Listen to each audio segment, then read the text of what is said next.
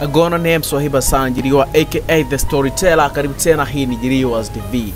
Bana, tunakwenda kuangalia moja katika vitu ambazo zimeshika headlines na masikio pamoja na vichwa vya watu zaidi kupitia mitandao ya kijamii, hususan katika mtandao wa Instagram, ambapo wasanii wengi hususan hapa nchini Tanzania wanakuwa wanashare ideas na vitu mbalimbali ambavyo wanakuwa navyo kwa muda huo.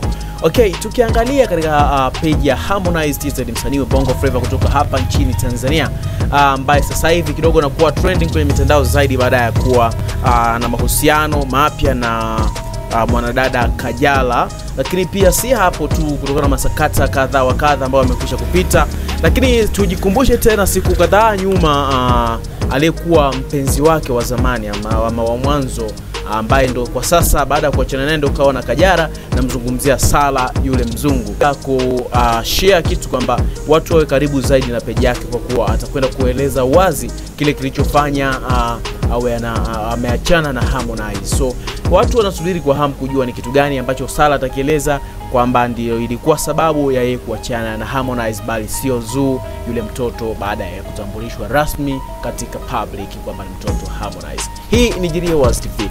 Tuangalie hapa kupitia post ya leo ya Harmonize, ameweza kusema ama kuandika caption ifuatayo.